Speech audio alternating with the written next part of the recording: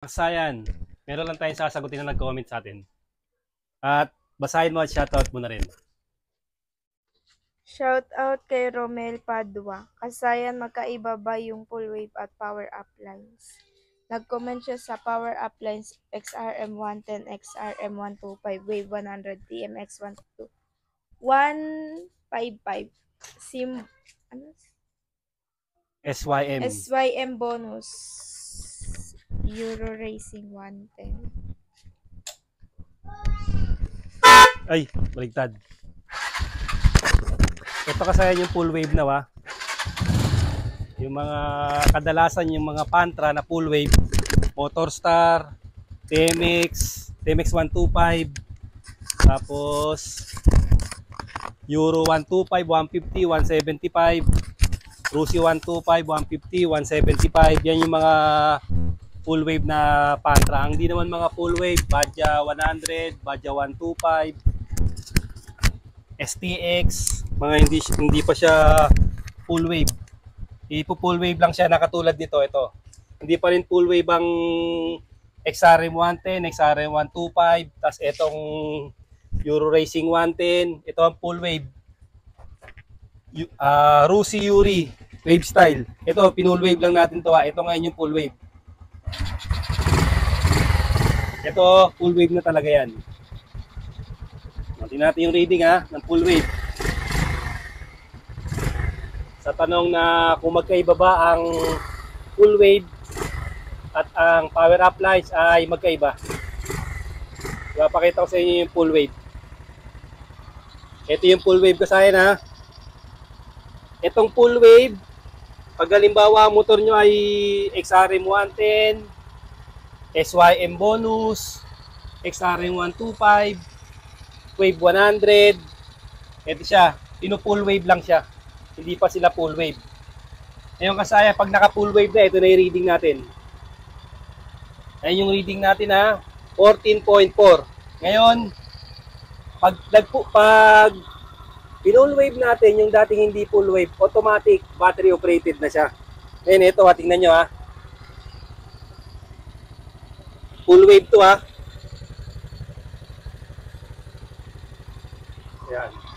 Ilalagay natin yung yung ilaw niya to.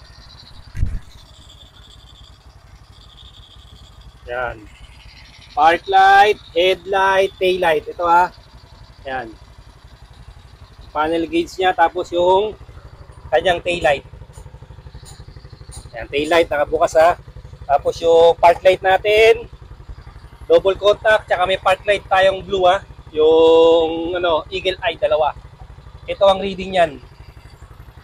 Pinull wave natin, tapos pinalitan natin ng mga LED, ayun yung reading niya. Ibig sabihin kasayan, okay na okay. Kaya niya kasi LED na to LED na yung headlight natin, LED na yung tail light natin. Ito, in-LED na rin natin yung park light. Pwede naman kahit dito yung LED kasi magaan lang naman yung load niyan. Kaya ito yung reading niyan. Ngayon kasayan ito. Ilalagay natin yung yung isasama natin yung laser gun. Ito laser gun kasayan Ang laser gun mas malakas pa kumonsumo kaysa mini driving light. Mas mababa kumonsumo ang mini driving light kumpara sa laser gun. Kakabit natin yung laser gun.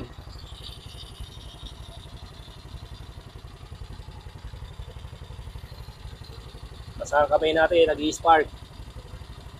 Yan.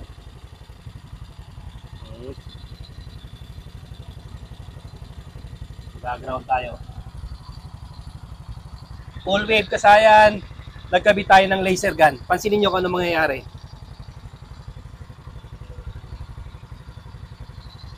Revolution natin. Kung tumatakbo, kayang-kaya niya.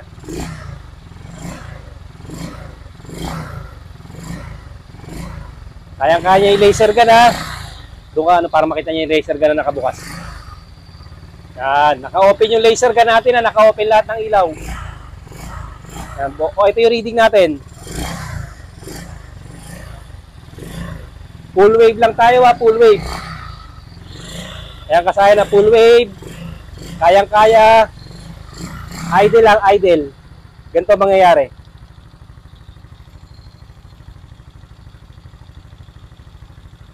Sa loob lang ng baka 2 minuto lang yan o ano pa, 3 minuto. O, wala pa. 13.3. O, pagpalagay muna ng mga 2 minuto, uubusin niya yung ano natin. Pansinin nyo ha. Umaksak siya sa 11.2. 11. 11.2. Nakabukas tayo ha. Ayan. Nakabukas yung ating laser gun lahat. Dito, naghihingalo na siya dito. Pansinin nyo kasi, naghihingalo na ilaw natin. Tingnan mo nga sa likod kung naghihingalo na ilaw.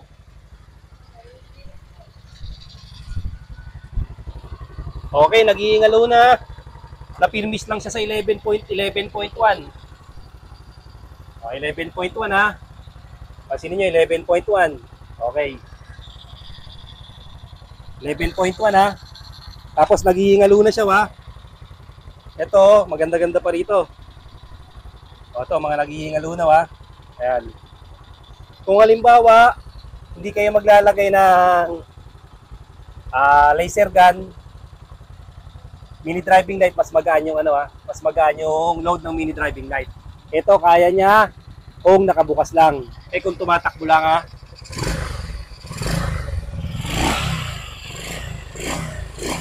tumataas siya. Ibig sabihin, kung tumatakbo, okay. Pero pansinin nyo, pag hinto natin, 1, 2, 3, ay nakagad, baksak na kagad siya. Full wave siya kasi na, full wave. Full wave tong motor na to. Kung walang laser gun, nagpalit tayo ng part light, headlight. Yung tail light natin pinalitan natin. Tapos ito, okay, pansinin nyo. Tingnan mo ngayon kung ano pa siya, naglalanding pa yung ilaw. Ano? O, harapan. Landing. Okay, okay, tingnan nyo ha. Ngayon, pag ano tayo, ipapakita ko sa inyo para malaman nyo kung bakit napakaganda ng power appliance. One relay setup. Ito yung full wave Okay, lalagay na natin tong ano. Lagay na natin tong yan. Okay.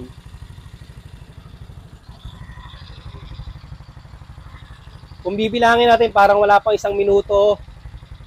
Tapos, ayan. Kung tatansyahin natin ang bilang kung paano niya kaagad, ayan, pakurapin. Ito na. Ayan, pakurapin yung ating mga ilaw. Ayan tatanggalin na natin ngayon. Alisin na natin Ito na.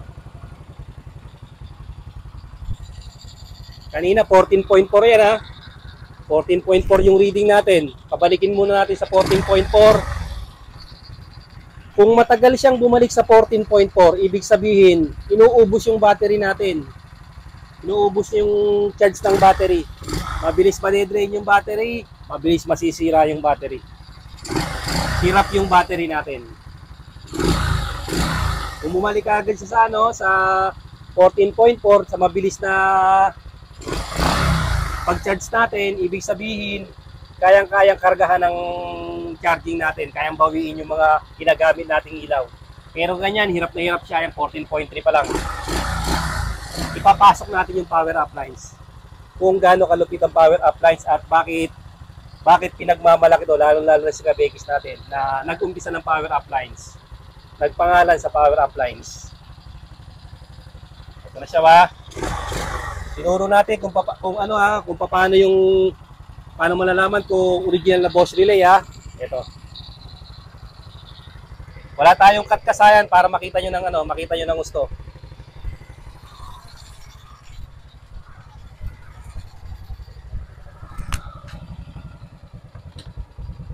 Pag original yung Bosch relay, may tanso.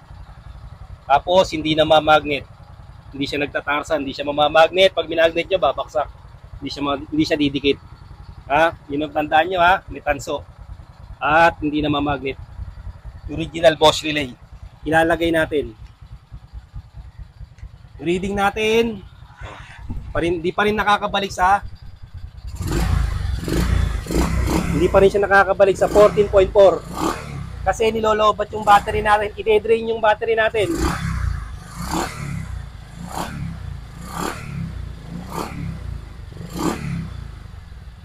Kung mapapansin nyo kasaya, hindi siya mayan. Okay, 14.4 na.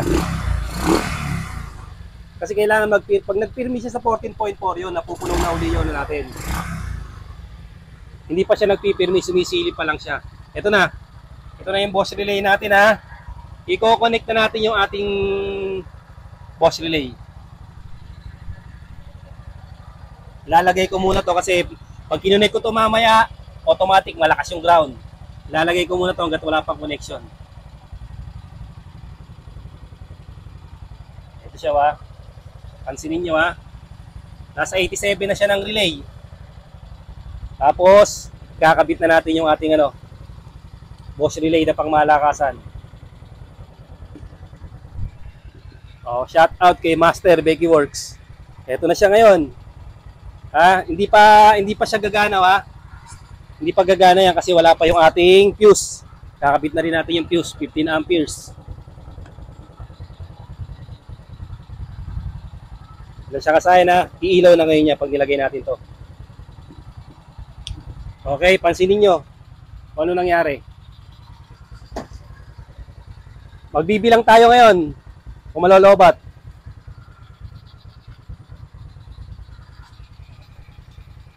1, 2, 3, 4. Ayan siya kasaya na. Kung kanina magbibilang ka pa lang ng 1 minuto, lalanding na kaagad siya sa lalanding na kaagad siya sa 11. Ayan, pansinin nyo. Doon ka sa unahan para makita nila na bukas. Baka sabihin hindi bukas lahat. Ayan. Okay, bukas yan ha. Ayan yung natin. Yung ating, ito tinali lang natin to ha, pang sample lang natin to. At tinali lang natin doon para makita nyo lang. Ayan siya kasaya na. Ngayon kanina nagto 12.7 siya ha. Well, nagto 12.7. Ngayon, ayan kasaya ng reading niya. Hindi pa rin siya bumababa. Hindi pa rin siya lumalanding sa 11. Nasa 12.1 lang siya. Yung kanina 12.7 ha. Pag ni-revolution natin hanggang 12.7 siya. Ngayon, revolution natin. Pansinin nyo kasayan.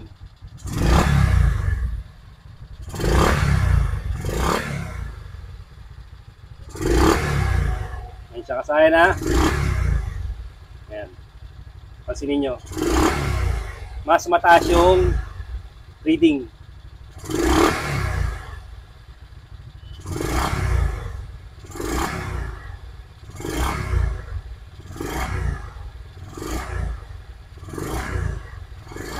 Balik natin sa kanina para makita nyo ha, yung pagkakaiba ba. Ito, tutok mo rito. Alisin natin ha.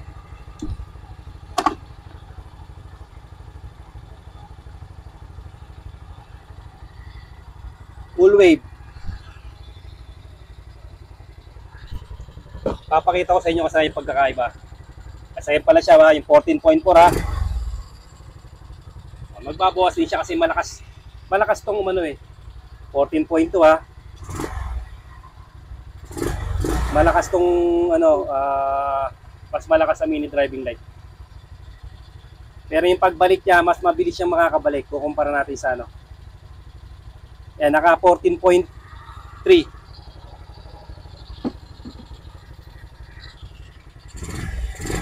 14.2, 14.23. Okay, kabit natin ha. Lagay natin sa siyempre pag nag full wave, dilalagay sa accessory wire ang ating mga ilaw. Kaya siya kasayan kaagad. Bigla na lang siyang babaksak na ganyan. Mag-rev tayo. Pansinin niyo yung natin, 12.8. 12.9. 12.5. Ayan, pag mas malakas na rev. Pansinin niyo 12.8. Ayan yung rev niya ba? Mas 13. Mas galit ha. Okay, papasok ulit natin. Tapos baksak agad yung reading. Baksak ka. Okay, power up tayo ulit. Alisin natin.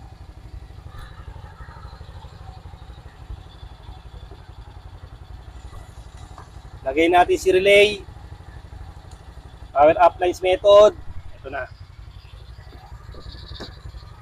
Ayan siya kasayang ngayon. Pansinin nyo ha. Ayun na, pinagalit natin ang gusto to. Pero siya, ayan yung reading ha. 12.7, 12.6, 12.3. Kung papagalitin mo, 13.6. Kanina, hirap na hirap siya. Yung hindi siya naka-power up.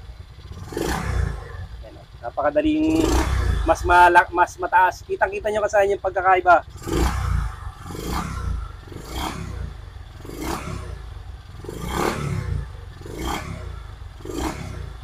At medyo gagawin mo para hindi maduduling yung manonood. Ayan. Ayan siya kasaya na. Tapos hindi kagad siya lalanding ha. Ayan. Ayan yung reading yan. Ayan yung power up lines. Tuturo ko sa inyo yan kung paano mag power up lines ng full wave, pinull wave na XRM 110, SYM bonus, SMAS, Rider 150. Ayan siya kasayan. Wave 100. O, pansinin nyo ha, hindi kaagad siya katulad kanina na lumanding na agad. Ayan yung pagkakaiba ng full wave lang at ng power up lines. Kaya pinakamaganda pagsamahin mo yung full wave at power up lines. Marami ng motor na full wave, ito full wave na to.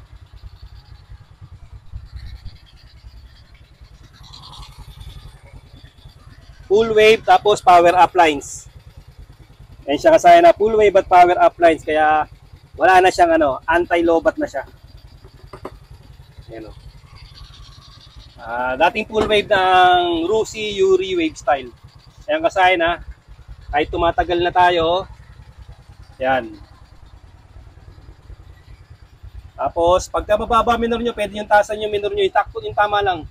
Hindi naman sobrang taas. Maganda sa minor maganda sa motor yung maganda yung minor. Yung parang ang gagayahin yung minor ng minor ng mga FI. Pansinin nyo. 12.1. Kasi kung mababa yung minor nyo, tataasan nyo siya. Siyempre yung niyan, mas magiging mataas siya. Halimbawa ha, sample lang ko kayo kung sobrang baba ng minor nyo ha. Yung tama lang.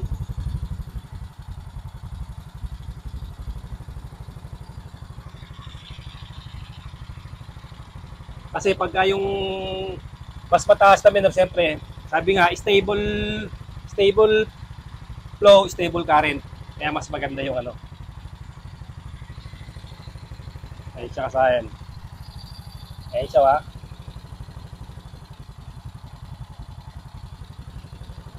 Yung ng tambucho. Okay na okay lang. Ibig sabihin kasayan, kung full wave ka, power up lines mo, ang kakalabasan niya kasayan na perfect combination. Napakadali kasayan na yan. Hindi siya naglumalanding. Ang init na. Mainit na yung ating laser gun. Buhay na buhay lahat. Busina pa tayo. Okay, buo pa yung busina natin. Okay. Hindi pa kumukurap yung natin. Samantalang kanina, paglagay natin, power up lang, landing kagad siya. Kaya pag pinagsama mo yung full wave at power up lines, perfect combination. Bukas lahat yung kasayan na. Ayan, 12.2. Hanggang dito na lang mga kasayan. Pag may comment pa kayo yan, comment lang kayo. Katanungan kayo, mag-comment lang kayo. Sasagutin natin yan. Para masolusyonan natin, lalong-lalo na yung mga lobat problem nyo. Ito ang sagot, power up lines. Hanggang dito na lang mga kasayan. Salamat sa panonood.